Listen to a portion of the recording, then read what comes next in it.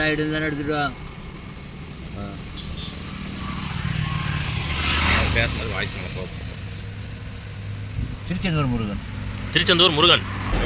Gallery farm house நண்பர்களுக்கு வணக்கம். இன்றைக்கி இருக்கக்கூடிய அரசியல் சூழல் என்ன அப்படிங்கிறது உங்களுக்கு எல்லாருக்குமே தெரிஞ்சிருக்கும். நமது விஜய் அவர்களுக்கு நேர்ந்த சரியாக தப்பான்னு தெரிலங்க, திட்டமிட்ட செஞ்சதா இல்லை எதிர்பாராமல் நடந்ததா அப்படின்னு தெரியல. பட் அவருடைய அரசியல் வாழ்க்கை எப்படி இருக்க போகுது அப்படின்னு ஃப்ரெஷ்ஷாக வந்து இறங்கியிருக்காரு. அடி மேலே அடி வாங்கிட்டு இருக்காரு. பட் அவர் அரசியல் வாழ்க்கை எப்படி இருக்க போகுது, ஜெயிப்பாரா தோற்பாரா, இல்லை என்ன ஆகும், இல்லை முடிச்சு கட்டிடுவாங்களா, ஏதாவது விஜயகாந்த் ஐயா மாதிரி ஆக்கிடுவாங்களா என்னன்னு தெரியல. பட் எப்படி நடக்கும் அப்படிங்கிறத நம்ம கிளி ஜோசியம் மூலிமா தெரிஞ்சுக்க போகிறோம். ஓகேங்களா? இது வந்து மூட நம்பிக்கையாக இருக்கலாம், இல்லை வந்து விளையாட்டாக இருக்கலாம், எப்படி வேணாலும் எடுத்துங்க. நம்பிக்கை இருக்கவங்களுக்கு இது உண்மை இல்லையா இல்லை அவ்வளோதான். ஒரு என்ன சொல்கிறது, என்ன நடக்கும் தெரிஞ்சுக்கிறதுக்கான ஒரு வாய்ப்பாக இது இருக்கணும் அப்படிங்கிறதுக்காக கிளி ஜோசியம் பார்க்க போகிறோம். ஒரு பக்கம் இல்லை, ரெண்டு பக்கம் பார்க்க போகிறோம். ரெண்டு பக்கமும் ஒரே மாதிரியான ஒப்பீனியன் வருது அப்படிங்கிறதையும் தெரிஞ்சுக்க போகிறோம். ஓகே, விஜய் அரசியல் எதிர்காலம் எப்படி இருக்குது அப்படின்னு சொல்லி கிளி ஜோசியம் பார்க்க வந்திருக்கோம். அதாவது கிளி வந்து விஜய் அவர்களுக்கு வந்து அரசியல் எதிர்காலம் எப்படி இருக்குது அப்படின்னு சொல்லிட்டு ஒரு சீட் எடுத்து பார்த்து சொல்ல போகுது. அது வந்து ஐயா கிட்ட பார்க்க வந்திருக்கோம். பார்க்கலாம் எப்படி இருக்குது அவருடைய எதிர்காலம் பிரகாசம், அதாவது அரசியல் பிரவேசம் எப்படி இருக்குது அப்படின்னு சொல்லிட்டு. இது வந்து ஒரு சிலருக்கு நம்பிக்கை, ஒரு சிலருக்கு மூட நம்பிக்கை, அதை எப்படி வேணாலும் இருந்துட்டு போகட்டும். இது வந்து நம்ம பார்க்குறதுனால அது ஒரு எல்லாத்துக்கும் ஒரு மன திருப்தின்னு வச்சுக்காங்களேன். பார்க்கலாம் என்ன சொல்லுது அப்படின்னு சொல்லி.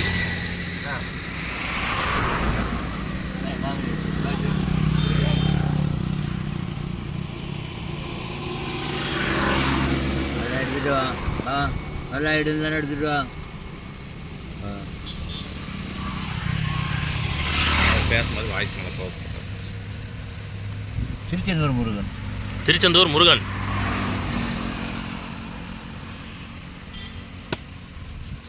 பதினேழு படிக்கிறது கேளுங்க.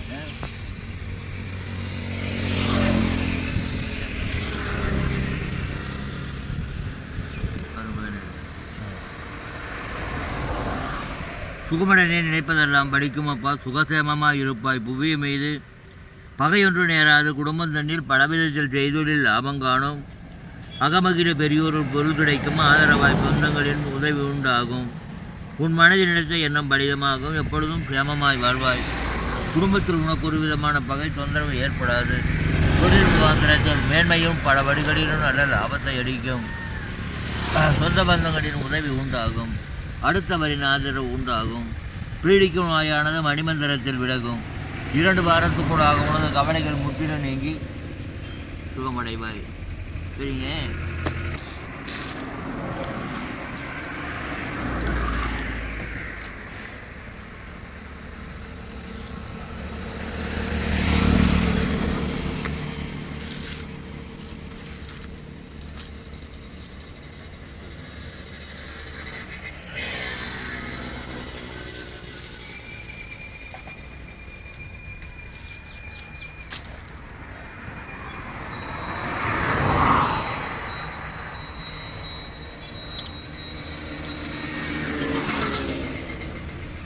இல்லை 3 தடவைக்கு மேலே பார்க்க மாட்டேங்க. 3 தடவை சொல்லிடுவேன். சரி.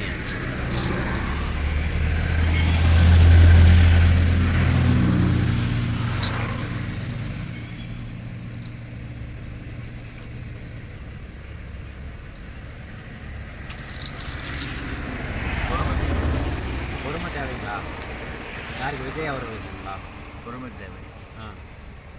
பொறுமையாக செயல்பட்டால் காரியம் வெற்றியாகுமா?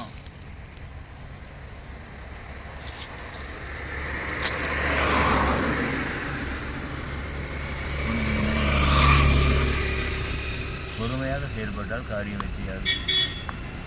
பொறுமையாக செயல்பட்டால்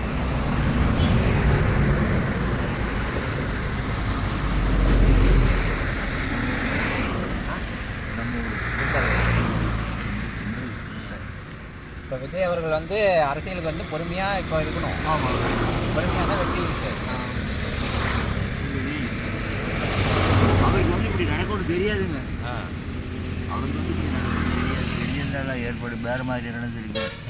நல்லா காசாமல் சொல் பண்ணிட்டாங்க, அவ்வளோதான். அதனால் ஒன்றும் இல்லைங்க. பொறுமை தேவை. நல்ல முறையாக நடக்கும். ஆமாம், தப்பான வண்டி. பொறுமை தேவை, நல்ல முறையாக இருக்கும். அதெல்லாம் ஒன்றும் பார்த்து கிண்டக்காரங்களா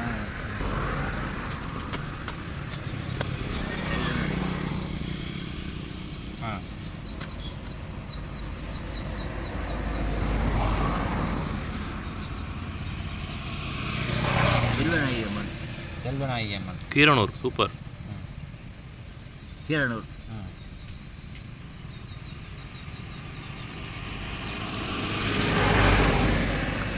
கிளி ஒரு வாட்டி வர சொல்லுங்க. அவர் ஒன்றும் பண்ண வேண்டியது பொறுமையாக செயல்பட்டால் பொறுமையாக செயல்படணும். ஆமாம், அது அவருக்கு இப்படி நடக்கணும்னு தெரியாது. ஆனால் டைம் தாண்டி போச்சு. டைம் தாண்டி போச்சுன்னா 6 மணியோட முடிச்சிருந்தா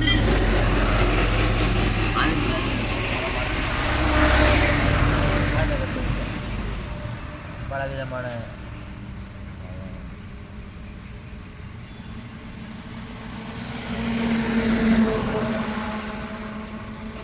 சரிங்க.